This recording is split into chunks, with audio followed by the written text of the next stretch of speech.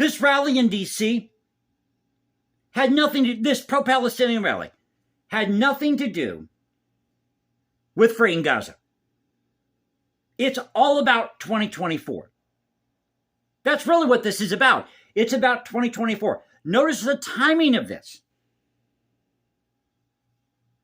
Now, if you doubt me on this, all you have to do is watch these clips of these pro-Palestinian protesters, and we know that there were people that were vandalizing these monuments or spray painting on the side of these federal buildings, these anti-Semitic messages. And have you seen this one? So now they're comparing the Jewish population to white supremacy. I kid you not. The Jewish people are equivalent to white supremacists. How is that possible? So I'm going to go through these headlines with you that were out there about this weekend's rally. But it is really about 2024. And like I said, if you doubt me, all you got to do is look at these clips of these pro-Palestinian protesters with their noses literally at the White House gate. Pressed up against the White House gate,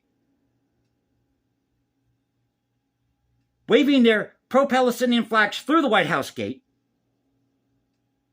And I did a video about 2 weeks ago, and very few people picked up on this story. But you have 30 protesters, part of this Jews for Peace group, which is really part of Occupy Wall Street, BLM, Antifa. They're all cut from the same ultra-left activist cloth.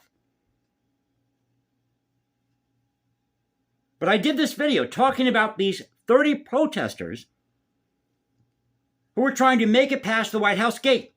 That was 2 weeks ago, before they had this insurrection at the Cannon office building in D.C.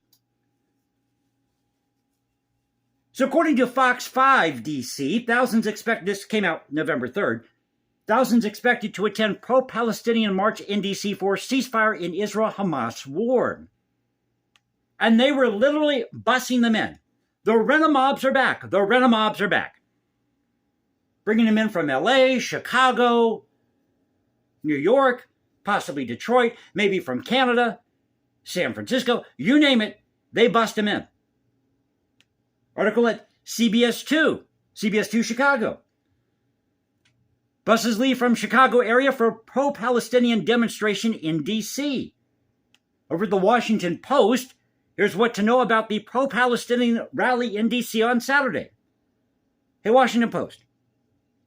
We knew there was going to be a rally Saturday in D.C. We don't need a headline telling us what to know about the pro-Palestinian rally in D.C. All we know about the pro-Palestinian rally, and we know it's true, is that they're just to diss on Israel. That's why they're there. Spew these anti-Semitic slogans. Death to Israel. And did you see what the Republican Jewish caucus said about Obama's comment? We'll get to his comment here in a moment. But let me just read you a blurb from each of these stories here. So according to Fox 5 DC, thousands are expecting to march and rally Saturday in Washington, supporting calls for a ceasefire in the Israel-Hamas war and an end to U.S. aid in Israel. Brian Becker is the executive director of the, here you go folks, Answer Coalition, an anti-war organizer formed after the 9/11 attack. So these people have been around for a long time now. Becker told Fox 5 the group will start at Freedom Plaza and march to the White House. Quote, tomorrow at Freedom Plaza, we're going to make history. This will be the largest demonstration in support of Palestinian rights in the history of the United States. And according to CBS News 2 Chicago, thousands from all over the country are heading to Washington for what is expected to be the largest demonstration since the start of the Israel-Hamas war, including dozens who boarded buses Friday night in Chicago. CBS's 2 Charlie DeMar caught up Friday night with a large group from our area making the trip. In Bridgeview, 2 busloads of Palestinian supporters boarded for the roughly 12-hour drive to D.C. They carried flags and signs and planned to use the power of their collective voices.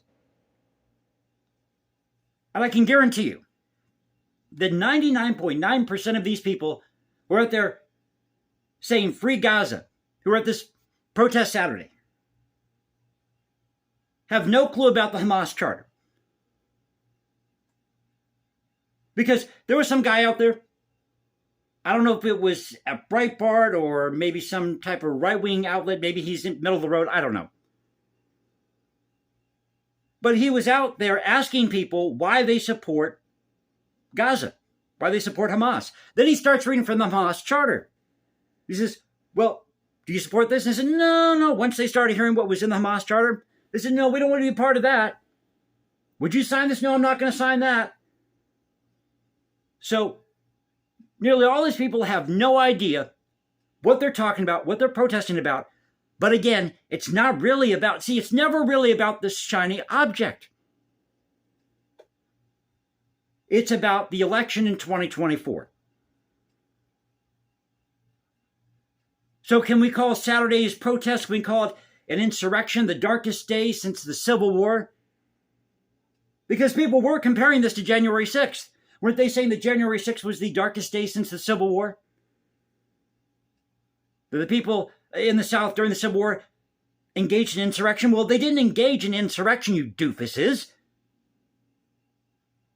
They voted in their state legislatures to leave the United States, which was a collection of independent and free states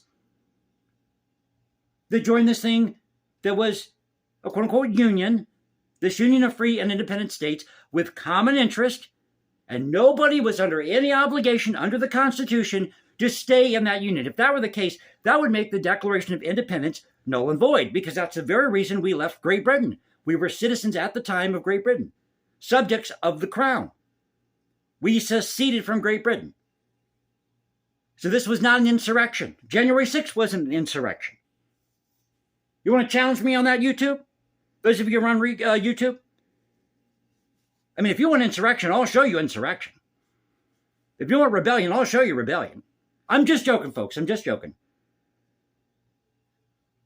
So seriously, can we call Saturday an insurrection, the darkest day since the Civil War, since Pearl Harbor, World War II, World War I, Korea, Vietnam, you name it?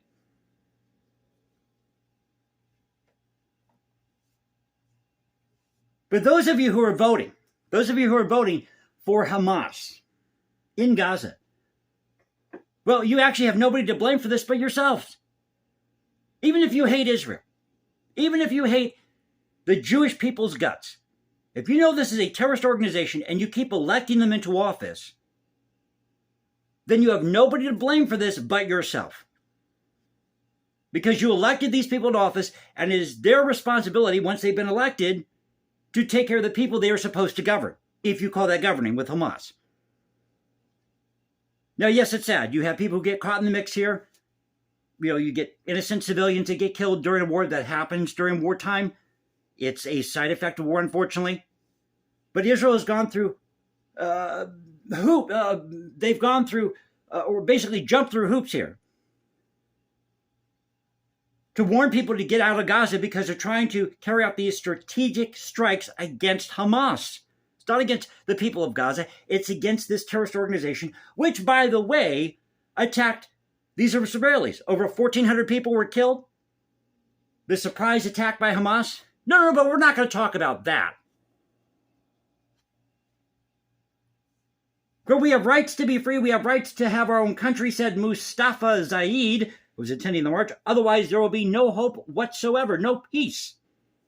Downtown Chicago, another 2 buses also left for our nation's capital for what is expected to be the largest U.S.-Palestinian solidarity march on Saturday. Now, over at the Washington Post, they go through the numbers here of how many casualties we've had during this conflict. It says here, President Biden swiftly supported Israel after the October 7th attack by Hamas, the militant group that controls Gaza. Those gunmen broke through Israel's border, which is exactly what happened, killing at least 1,400 people and took about 240 people into Gaza as hostages. Yeah, they really want peace, don't they? Israeli officials said. At least 5,400 people have been injured, according to Israeli officials. A, According to the Gaza Health Ministry, They say here 9,257 people in Gaza have been killed. More than 23,516 have been wounded. But this is a response that the Republican Jewish coalition had to Obama's comments about what's going on in the Middle East. This is what Obama said. If there's any chance of us being able to act constructively to do something, it will require an admission of complexity. It will require an admission of complexity. What the hell is that? What does that mean, Mr. Obama? And maintaining what on the surface may seem contradictory ideas that Hamas did a horrible act. He uses the word horrific here.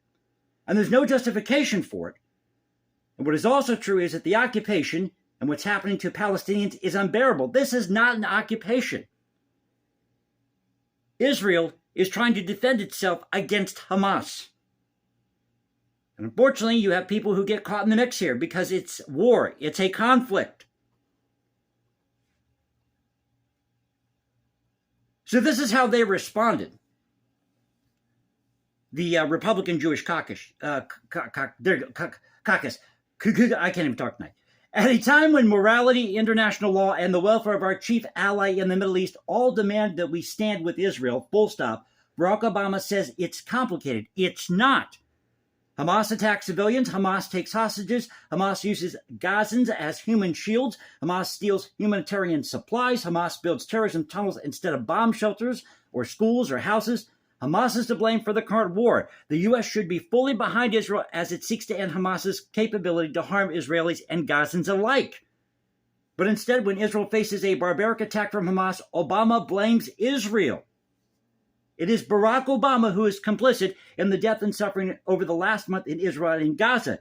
His policies and those of President Joe Biden put billions of dollars into Iranian coffers, which is true, money used to fund and train Hamas and other terrorist groups whose stated goals are the destruction of Israel and the annihilation of the Jews. And it's in their Hamas charter.